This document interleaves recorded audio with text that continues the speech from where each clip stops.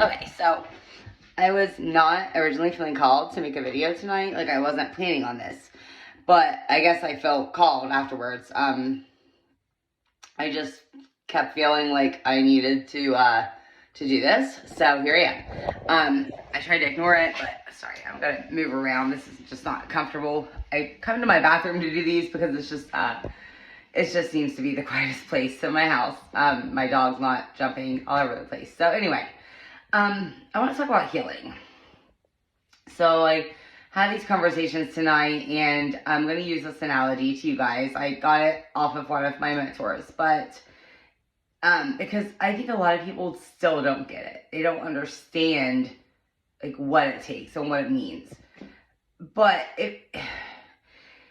I've noticed lately that like if you think about things, like just everything makes sense. I mean, even in the fairy tales, like I've noticed so many spiritual messages in the fairy tales that we watched as children. It's so crazy. They're all there. Like God has planted all of the seeds to tell us how to live. We just get separated because of whatever happens to us when we're young, and or past lives, or for whatever reason, it's meant to be so that we can grow, like all of that stuff. So the analogy is this. Okay, so, and we can all relate to this analogy because when we were kids, and maybe even later in life, we get a cut or we get a wound and we pour peroxide on it, and gosh, it stings like a bitch, okay? It stings like a mother freaking bitch. And we're like, no, Mom, stop, that hurts. And she says, you have to clean the wound out or it'll get infected. And what happens is it cleans the wound out, and then you have a nice pink scar after it heals. Healing is the same way. You have to have that initial sting. You have to you have to go through that pain, but on the other side, it's marvelous. And then what does our parents tell us when we don't want to use the peroxide? And what do they say? And if you don't know, I'm going to tell you. It'll get infected. It'll get infected, and then it'll never heal, and all of these things can happen. Same thing, okay? Same thing. We will become infected.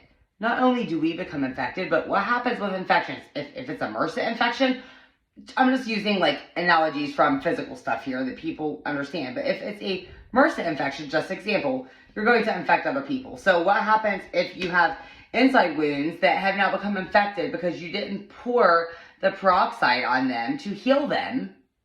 And what if they become a really bad infection, like MRSA, and then we go and we start to infect everybody else? And sometimes we don't even know that we have MRSA. We just think we have little skin infection. We can take some little antibiotics and we'll get over it. And so we go and we infect all these other people. The healing process is the same exact way. And it's the same way. And if we don't go through this thing, if we don't go through the hurt, then we're just going, we have possibilities, many possibilities that we're going to infect other people, okay? I can't stress this enough, okay? But change is possible, okay? Change is possible. It is. And I just think that we're not taught this stuff. I'm going to go a little farther. It's probably get some backlash. People will probably be mad, whatever. And I'm a nurse, okay? I believe in traditional medicine, like, basically my whole life. I think there are better ways. I'm not saying we don't need traditional medicine, because there are times we're going to need it. But when you look at, especially psychology, they just throw meds at people. What is that doing? That is numbing them, okay? Yes, I'm not knocking it. Sometimes people need to be a little numb because they are not capable of dealing with all of the shit yet. So it's okay for that's okay. We all need a little help. But what we really need to do is we need to feel it, because we need to feel it, and we need to cry it. We need to figure out whatever coping strategies we can. So, because if it doesn't come out, it will come out eventually. Like, you can't numb yourself forever. And I honestly, it breaks my heart sometimes, because I'm just like, people, I don't know. People, they get on this and then they think they can't get off of it because the doctors are like, oh, no, you need this, or they'll just keep throwing more meds at you. And I'm just like, and those meds, they have so many long-lasting side effects.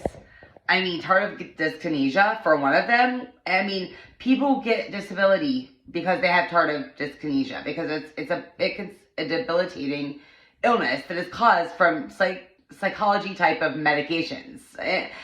I'm not saying they're bad, so nobody backlash me here and be like, oh, I'm not saying they're horrible. I'm just saying, like, I just wish the community could wake up. I wish the medical community would wake up and just understand, and like, that people need to heal the inside, And the thing is, I mean, like I said, change is possible. I'm living proof that change is possible without anything. Like, I'm living proof that you can reset your mind. You can retrain your neural pathways. Like, I'm not there yet completely by any means. It is going to be a long time work in progress. Like, I can't, who knows? It's a process, but I do know how I feel. And I went through a state of just, my body has been tense for so many years.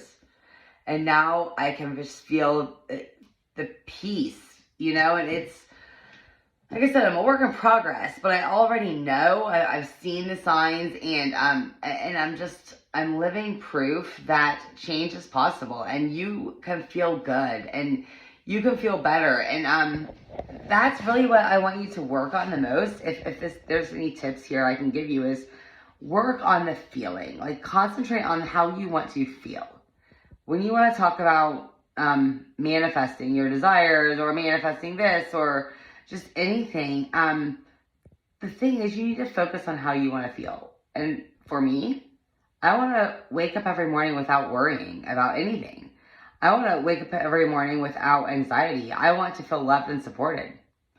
And that doesn't mean a guy relationship or this person or that person. That just means by whoever, by my spirit guides, my friends, my family, whoever it is.